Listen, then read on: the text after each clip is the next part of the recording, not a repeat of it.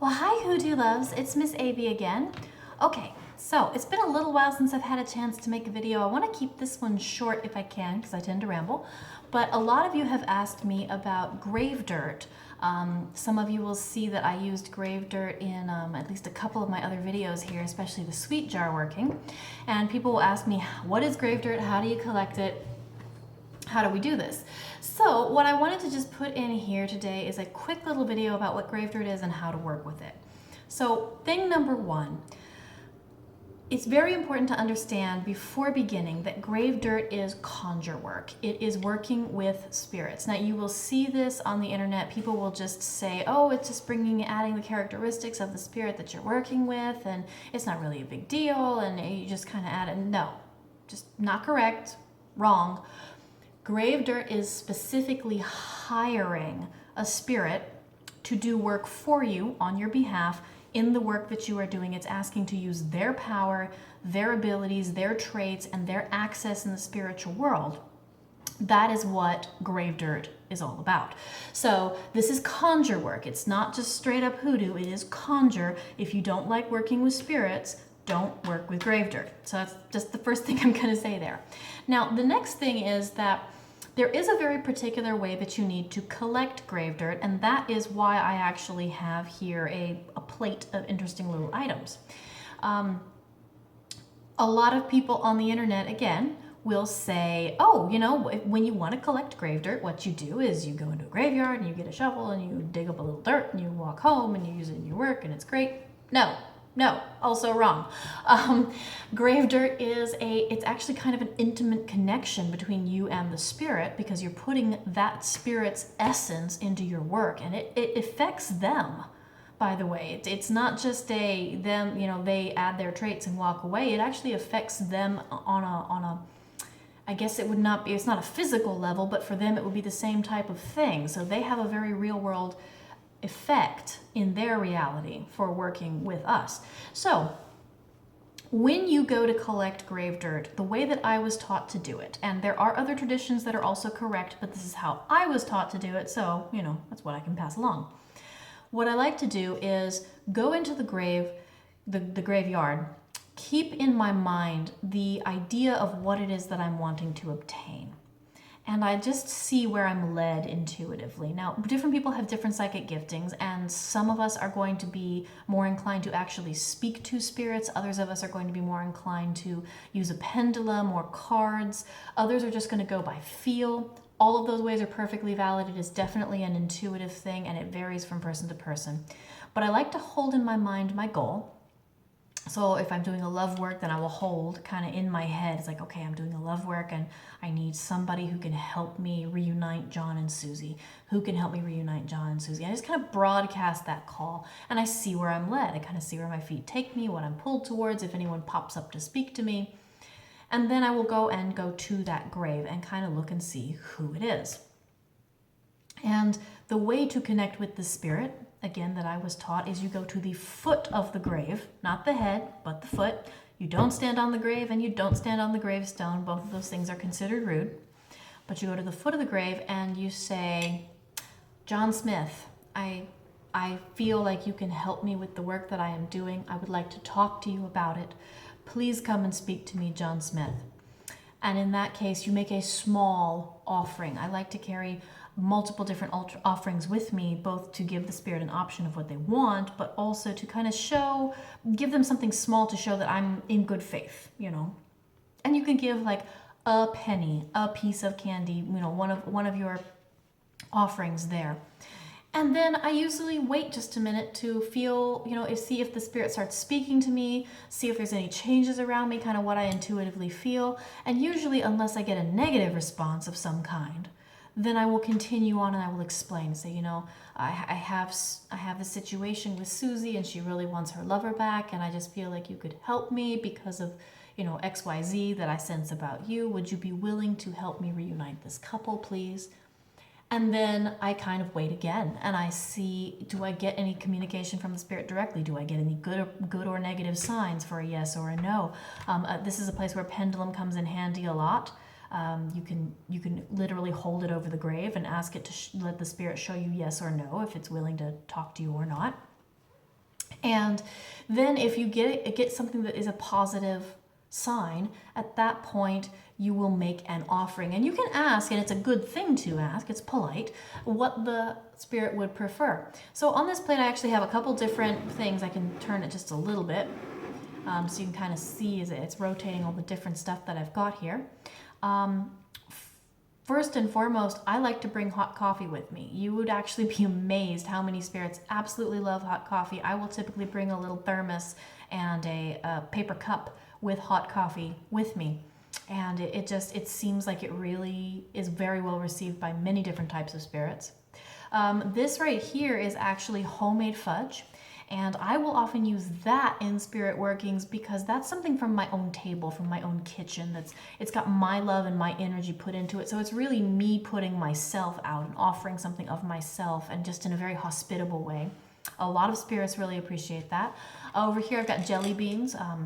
Hard candy also often is well received. And then we've got some pennies right here. Pennies or dimes, both are considered traditional offerings. And then of course I have a little bottle right here of perfume. And that is very often well received, especially by female spirits and especially by spirits that you are contracting with to do love work for you. Now, other potential offerings could include, but are certainly not limited to, cosmetics, liquor, tobacco products, hair ties, small pieces of jewelry, and small toys. So it very much depends on what you get an intuitive sense about that the spirit would appreciate. And also, the number one choice for an offering is always going to be something that you know for a fact the person liked during life, if you happen to have known the person for some reason. So that's going to be the number one choice. So once you have made that offering, then and only then, you go ahead and you collect some dirt from the head of usually where the gravestone is, depending on the tradition. That some places put the gravestone at the foot, but I usually like to connect with where the gravestone is, and that is usually been the head. And you just collect that dirt. I like to sift it so I don't take any plants or any other things home with me by accident. And I just put that in a container and I take that home with me, and I use, this is again very important, I use that dirt only for the purpose for which the spirit was hired, which means if I contract for a love working on Susie and I have a little left over, then I can throw that dirt out and just release it, or I can take it back to the grave, but I do not get to use it in a different love work. So that's the basics of how to collect grave dirt. And like I said, I wanted to keep this video short, so I'm just gonna hurry through a couple of different types of grave dirt that you might find beneficial. One that does seem to be really helpful in love work is graves of young children, specifically children under the age of 2. They bring a very loving, sweet, innocent, trusting energy. They help with repairing broken relationships. They're also very good with helping in relationships where you want there to be a commitment that leads to marriage and family. Another type of grave dirt that I like to work with a lot is the graves of soldiers and or police officers. These are absolutely excellent. They're very helpful spirits, almost always, first of all. Actually, the older the grave, often the more helpful and powerful the spirit. So they are very protective. They're very willing to assist in any type of work where you need protection, either from spirits, something in the practical world, or sometimes they're even really helpful when you're doing like a love or prosperity magic and somebody has just been crossing you up and you need them to protect your work from anything that would get in the way, and just kind of make a circle around it and keep out any interference. One more that I really like working with, and this is not strictly speaking the same thing, it's a little different.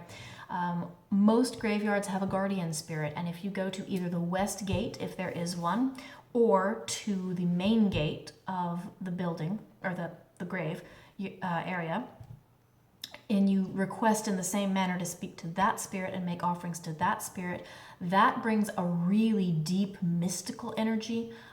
It's excellent for works that have to do with psychic power. It's excellent for works that have to do with dreams. And it is also really good for in tranquil spirit work, or for when you want to bury someone and get rid of them. You can contact the guardian of the graveyard and say, I want to bury this person and get them out of my life in your graveyard. Can you bind them here and make sure that they do not leave? And a lot of times that spirit will be willing to help you with that. Now, graveyard guardians come in all shapes and sizes. They're very diverse. So what they're going to like and how you're going to interact with them is going to vary by situation. One final thing that I did want to mention, because I do think it is valuable to have the information, but I also want to raise a cautionary flag about it because I see it cycling around on the internet and it is actually kind of dangerous. I have right now in my possession dirt from the grave of a convicted serial killer that was executed by the state of Texas. I obtained this after making proper offerings and contracting with the spirit for a particular variety of work and a particular number of works. That energy from someone who has committed murder and been executed for it is extraordinarily wonderful for getting rid of people that you want gone. However, those spirits tend to be very enthusiastic about causing harm, and they will go overboard if what you're looking for is something very mild. So, for example, I did a working recently where there was a very severe abuse situation, and there was a person that just needed to be gotten rid of, period. And oh my God, that was some potent stuff. Which is the reason that I collected it and the reason that I used it. But this is not, I mean, even though this kind of dirt, it's very, very effective, I would just issue a strong caution because it seems to be like lauded on a lot of blogs and say, oh, this is the best kind for doing whatever. No, this is not the kind of dirt to use on your ex-boyfriend's new girlfriend that you don't like. And it's not the kind of thing to use on that weird guy at the office that you want to get fired. That's not what it's for. Dirt from the grave of a convicted murderer who has been executed for murder is very likely to result in extreme physical harm or death. And I don't pass moral judgment on very many things, but I do believe that we do have a responsibility to have an appropriate level of response. So there are many other things that are more effective and less complicated for certain types of situations. But I also wanted to put this information in this video so that if you are in a dire situation or someone you're working with or on is in a dire situation, you know about that as an option as well. So those are my thoughts on grave dirt and how to collect it, what to do with it. Any other thoughts, comments, ideas, traditions? I would love to hear them. Stick them down in the comments. And I am still working on my website. Hopefully that is going live on Halloween of 2016. And it may be a kind of a bare bones version of it because I want to get the content really correct and rich and beautiful for you guys, but it looks like it's going to be at least a bare minimum is going to be going up on Halloween. And in the meantime, if you want to see more of my work, I have a Facebook page. It's facebook.com/hoodoodelish, and you can also email me at hoodoodelish@gmail.com. But I love each and every one of you. Go ahead and send me thoughts, comments, and anything else that you want to say. I love reading you guys' replies, and I wish you all a wonderful and blessed evening. Bye-bye.